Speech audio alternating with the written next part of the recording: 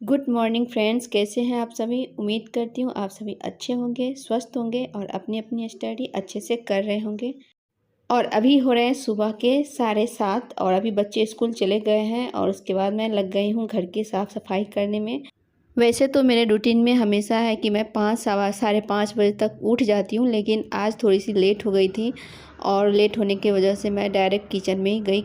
बच्चों का स्कूल का प्रिपरेशन करी और बच्चों को स्कूल पहुँचा के फिर घर के काम में लग गई है। और घर के काम हो जाने के बाद ही अब आगे कुछ होगा। तो जितने भी व्यूवर्स हैं और सब्सक्राइबर हैं जो मुझे पहले से जानते हैं उनको तो पता होगा ही, और जो नए में जुड़े हैं उनको मैं बता दूं कि मैं बिहार के मधुबनी डिस्ट्रिक्ट से बिलोंग करती हूं और मैं यहाँ वेस्ट बंगाल में रहती हूं। और मेरे दो बेटा है, जो एक 5 साल का है और एक 10 साल का है। और शादी के काफ़ी साल बाद मैं फिर से अपना स्टडी स्टार्ट करी हूँ और अभी मैं फ़िलहाल टीचिंग की प्रिपरेशन कर रही हूँ। और अभी मैं बीपीएससी टीआरई 3.0 का एग्ज़ाम दी हूँ और अभी वेट कर रही हूँ रिज़ल्ट का।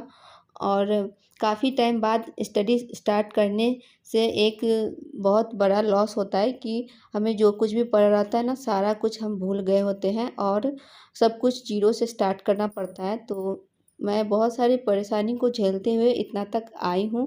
और जब मैं सबसे पहला दिन स्टडी स्टार्ट करी थी ना, उस दिन तो मुझे कुछ ही समझ में नहीं आ रहा था कि इतने सालों बाद किताब पकड़ी थी ना, तो लग रहा था जैसे कुछ समझ में नहीं आ रहा है। लेकिन फिर भी मैंने अपने स्टडी को कंटिन्यू रखा और उम्मीद है कि आप सब भी अपने स्टडी को कभी बीच में स्टॉप नहीं करेंगे और ऐसे ही कंटिन्यू करते रहेंगे।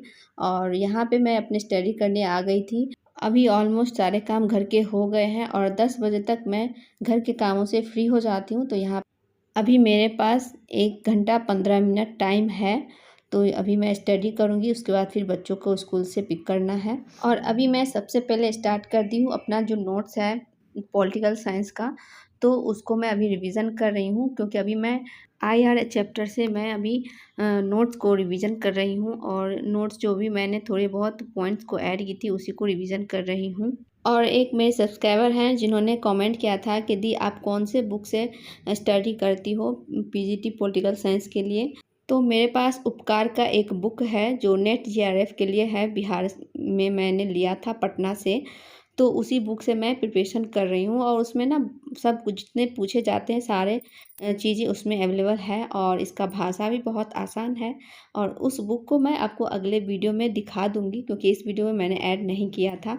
और एक उलझन है अभी स्टूडेंट के मन में कि जिन लोगों ने टीआरई 3.0 का एग्ज़ाम दिया है उन लोगों में कई सारे ऐसे स्टूडेंट हैं जिनका जो है हिंदी लैंग्वेज पेपर जो होता है हिंदी इंग्लिश का 30 नंबर का, उसमें 9 नंबर नहीं पूर रहे हैं या 8 नंबर या 9 नंबर। तो उनके मन में बहुत ज़्यादा डर बैठा हुआ है और सबको कहीं ना कहीं ये लगता होगा कि जैसे टीआरई 2.0 में हिंदी का मान्यता हटा दिया गया था, इसमें भी ऐसा ही होगा। तो देखिए इसमें ऐसा नहीं होगा, क्योंकि टीआरई 2 में जो हिंदी का मान्यता हटाया था उसके लिए अभी तक कोर्ट में केस चल रहा है और इसी वजह से जो है इतना हाई कट ऑफ गया था।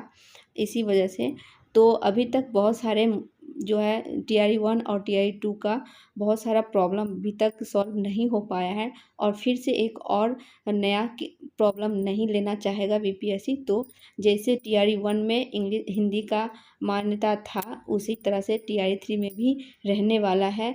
अगर हटेगा तो एग्ज़ाम से पहले इसके बारे में बोल दिया जाएगा, क्योंकि एग्ज़ाम होने के बाद इसको हटाना ये सही नहीं है और इसी वजह से अभी तक कोर्ट में केस चल रहा है। और टीआरई 3.0 का रिजल्ट में कहीं ना कहीं इन सारी चीज़ों का भी रोल है, जो अभी तक हम लोगों का रिजल्ट के बारे में अभी तक कुछ पता नहीं है कि रिजल्ट सितंबर अक्टूबर में आएगा कि नहीं, नवंबर तक भी जा सकता है, क्योंकि सारे प्रॉब्लम जब तक सॉल्व नहीं हो जाते तब तक रिजल्ट में भी नहीं आएगा। ये देखते हैं कि कब तक रिजल्ट का अपडेट आता है। जैसे ही कुछ पता चलेगा आप सबके साथ मैं ज़रूर शेयर करूँगी।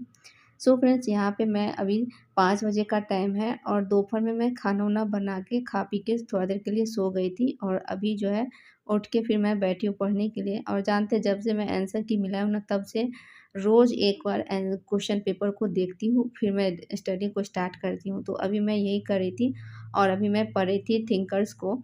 और इस थिंकर्स का मेरे पास एक बुक है जो मैं घर से इस बार लेके आई हूँ। पहले मैं मुझे नहीं पता था कि मेरे पास बुक भी है, क्योंकि ये बुक मेरा नहीं है, हस्बैंड का है। तो इस बुक से मैं अभी थिंकर्स को पढ़ूँगी, क्योंकि थिंकर्स का जो है ना बुक में पूरा डिटेल में नहीं दिया रहता है। उसका जो है थोड़ा शॉर्ट्स में ही दिया रहता है। थिंकर्स को इतना डिटेल में नहीं है जितना कि इसमें है, क्योंकि ये पूरा प्रॉपर थिंकर्स के बारे में ही है। और इसीलिए इसको अभी मैं थिंकर्स को पढ़ रही थी। और अभी मैं अरस्तू को पढ़ रही थी। प्लेटो मैंने कंप्लीट कर लिया था।